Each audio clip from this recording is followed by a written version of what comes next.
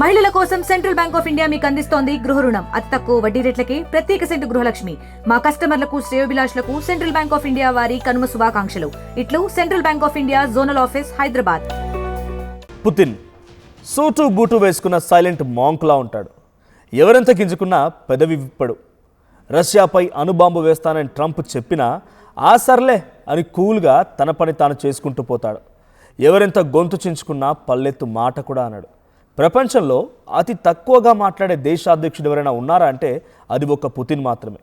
ఇంటా బయట ఎలాంటి కాన్ఫరెన్స్లో అయినా సరే సైలెంట్ కింగ్. బట్ వన్స్ తేడా వస్తే మైండ్కు తీసుకొని కమిట్ అయితే మాత్రం టాక్సిక్ వాయిలెన్స్ ట్రీట్మెంట్ ఇస్తాడు. ఇక 73 ఏళ్ల వ్లాదిమిర్ పుతిన్ 5 అడుగుల 7 ఇంచులు ఎత్తు ఉంటాడు. ఇదేమంత పెద్ద ఎత్తేం కాదు. ట్రంప్, జెలెన్స్కీ, నికోలాస్ మదురో లాంటి వాళ్ళతో పోలిస్తే చాలా పొట్టోడే. బట్ యమా గట్టోడు. భూమి మీద తిమింగలం లాంటి దేశానికి కింగ్ లాంటోడు. 23 ఏళ్లుగా అధికారంలో ఉన్నాడు. పుతిన్ యాక్టివ్నెస్ చూస్తే ఇంకో 10 ఏళ్ళు దర్జాగా దేశాన్ని ఏలుతాడు, అందులో నో డౌట్ ఎట్ ఆల్. ఇక Putin very low profile maintain చేస్తుంటాడు, బట్ వెరీ కాన్ఫిడెన్షియల్.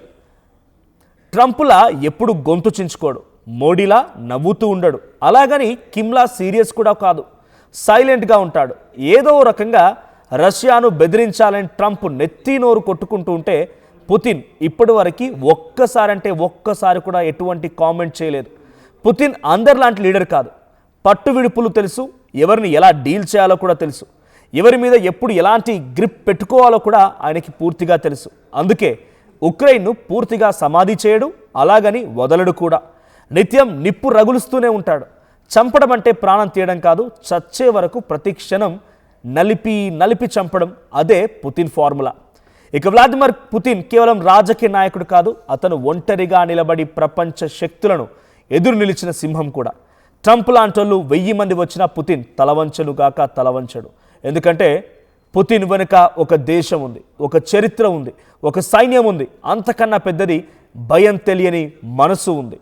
పుతిన్ను హ్యాండ్ కఫ్స్లో చూడాలని కోరుకునేవారు ఉంటారు, కానీ పుతిన్ను జైల్లో కాదు, చరిత్ర పుస్తకాల్లో హీరోగా చూస్తారు, చూసేందుకే ఇష్టపడతారు. రష్యన్లు మాత్రం కాదు, ప్రపంచంలోని చాలా దేశాలు పుతిన్ స్ట్రాటజీకి సైకో ఫ్యాన్స్ ఉన్నారు.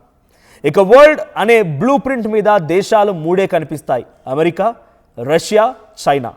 దేనికదే టాప్. బట్ బరిలో దిగితే మాత్రం రష్యాది నెవర్ ఎండింగ్ ప్రాసెస్. ఇది నిజమైన శక్తి రాజకీయం.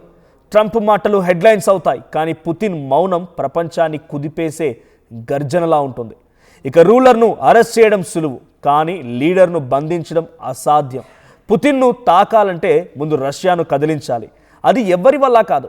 ఇక ట్రంప్ రాజకీయాలు ఆడుతాడని చెప్పి అందరికీ తెలిసిందే. పుతిన్ చరిత్ర తిరగరాస్తాడు. ట్రంప్ అందరినీ శాసించాలనుకుంటాడు, కానీ పుతిన్ మాత్రం అందరికీ అభయహస్తం ఇవ్వాలనుకుంటాడు. ఎంతోమందికి ఇన్సైడ్లో టూ మచ్ సపోర్ట్ చేస్తాడు. ఇక స్క్రీన్ పై కనిపించడు, ఎందుకంటే silent is most powerful dangerous.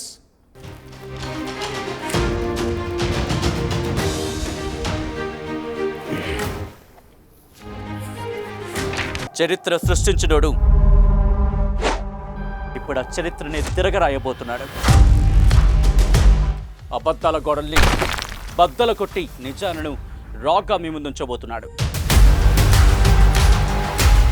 నిజమైన వార్తల కోసం వెంటనే డౌన్లోడ్ చేసుకోండి రా యాప్ని.